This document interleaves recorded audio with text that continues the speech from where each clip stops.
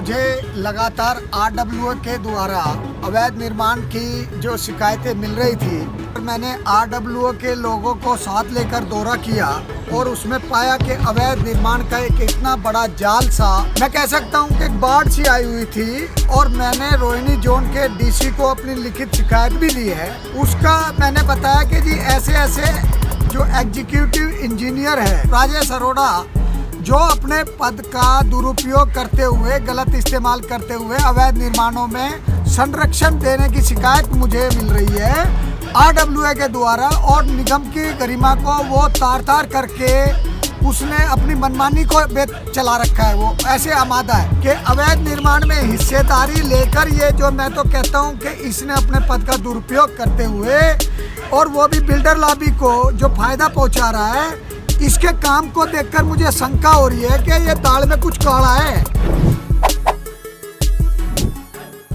नमस्कार, मैं हिमांशु और इस वक्त आप देख रहे हैं झलको दिल्ली। आज बातचीत करेंगे अवैध अतिक्रमण की। जिस तरीके से देश की राजधानी दिल्ली के अलग अलग इलाकों में लगातार अवैध अतिक्रमण जेई की नाक के नीचे, एई की नाक के नीचे, डिस्ट्रिक्ट कमिश्नर की नाक के नीचे, हर किसी की नाक के नीचे लगातार अवैध अतिक्रमण हो रहे हैं, अवैध तरीके से बिल्डिंग बनाई जा रही हैं। आखिर एमसीडी के प्रशासन की नाक के नीचे ये अवैध काम कैसे हो रहे हैं, आज इसी पर बातचीत करेंगे। विजेंद्र यादव जी हमारे साथ हैं, जिन्होंने एक कंप्लेन दर्ज कराई है। हम बातचीत करते हैं। सर, क्या कुछ आपने कंप्लेन दर्ज कराई है? और देखिए, मुझे लगातार आरडब्ल्यूए के द्वारा अवैध निर्माण की जो शिकायतें मिल रही थी, उसके आधार पर मैंने आरडब्ल्यूए के लोगों को साथ लेकर दौरा किया और उसमें पाया कि अवैध निर्माण का एक इतना बड़ा जाल सा, और इतना, मैं कह सकता हूँ कि एक बाढ़ सी आई हुई थी। और मैंने रोहिणी जोन के डीसी को अपनी लिखित शिकायत भी दी है। उसका मैंने बताया कि जी ऐसे ऐसे जो एग्जीक्यूटिव इंजीनियर है, मैं नाम भी बता देता हूँ, मैंने अक्सर खुलासे में मैं विश्वास रखता हूँ, राजेश अरोड़ा, जो अपने पद का दुरुपयोग करते हुए, गलत इस्तेमाल करते हुए अवैध निर्माणों में संरक्षण देने की शिकायत मुझे मिल रही है आरडब्ल्यूए के द्वारा। और निगम की गरिमा को वो तार करके उसने अपनी मनमानी को चला रखा है। वो ऐसे आमादा है। कोई ऐसे एक आध दर्जन अगर कोई निर्माण हो रहे हो तो कोई बात नहीं, सैकड़ों की तादाद में मेरे पास में बाकायदा मैं फाइल लेके आया हूँ। आपको ये फाइल में मैं दिखाऊंगा कि जिस तरीके से आरडब्ल्यूए के अधिकारियों ने मुझे दिए हैं फोटोग्राफ्स और वीडियोस, उसमें आप देख के हैरान रह जाओगे कि किस तरीके से एक अवैध निर्माण का अभियान सा, जो एग्जीक्यूटिव इंजीनियर है रोहिणी जोन में, वो भी सेकंड उस एरिया के अंदर में एक बहुत बड़े स्केल पे एक ऐसे अवैध निर्माण कर रहे हैं जिनको के अधिकारियों की क्लीन चिट देकर, और कह सकते हैं कि भाई वो बिल्कुल सही कार्य कर रहे हैं। उन्होंने कोई नक्शे पास नहीं कराए, अवैध निर्माण का उन्होंने वो जो कार्य करने का मतलब एक सर्टिफिकेट ही बांट रखा है। वो जिस तरीके से रोहिणी जोन में, मैं तो कहता हूँ कि मंगल ग्रह की जगह पर यहीं पर ही इन्होंने तो एक किस्म से ये विभाग को सैकड़ों की तादाद में ऐसे अवैध निर्माण बना दिया, यहीं मंगल ग्रह बना दिया।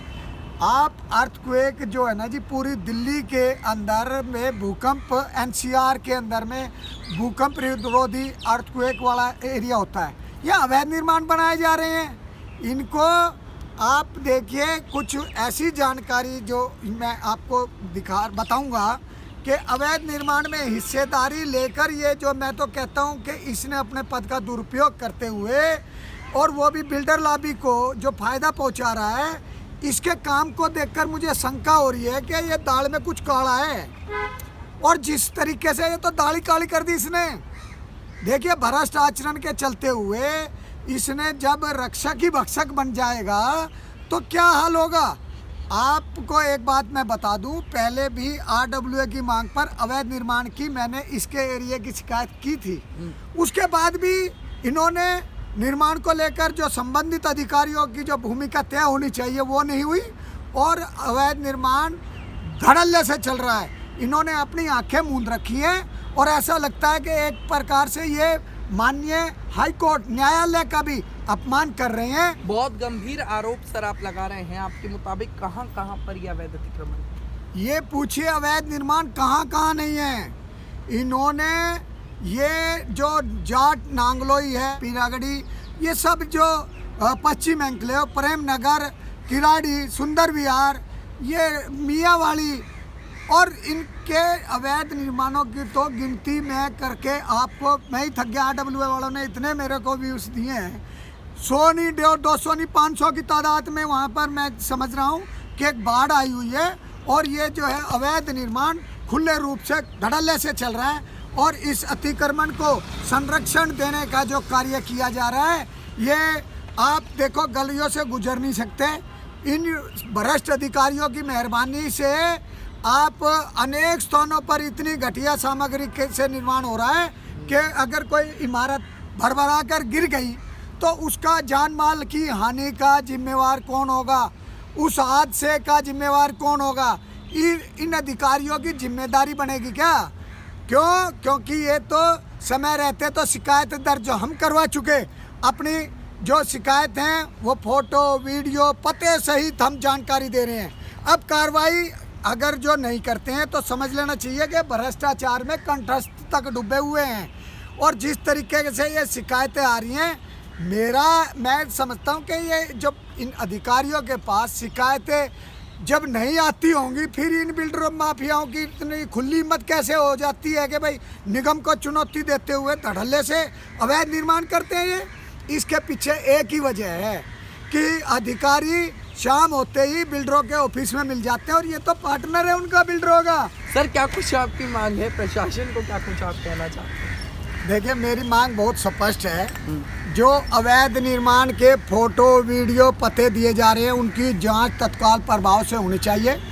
दूसरा, ये जो नक्शे बिना पास किए हुए निर्माण जो हो रहे हैं वो बंद होने चाहिए। और अधिकारी जो ये एग्जीक्यूटिव इंजीनियर राजेश अरोड़ा की भूमिका की जांच होनी चाहिए। इनको 56J में रिटायर किया जाना चाहिए। इनके कार्यकाल के दौरान जितने निर्माण किए गए हैं उन तमाम निर्माणों को जांच करा के और उनकी सच्चाई जानने की कोशिश की जानी चाहिए, जिससे बाकी अधिकारियों के जो संदेश कढ़ा जाए और जितनी संपत्ति इसने बना ली है उसकी CBI, ED से जांच होनी चाहिए। जब इन अधिकारियों के संरक्षण में अवैध निर्माण होते हैं तब ये अधिकारी शिकायत पर आंख मूंद कर बैठ जाते हैं। लेकिन बार बार अधिकारी समझ लें कि मुझे धरने पर बैठना पड़े या विरोध प्रदर्शन करना पड़े, मैं भ्रष्ट अधिकारियों को जितना जल्दी इस बात की गंभीरता समझ लेंगे उनके लिए उतना ही सही रहेगा।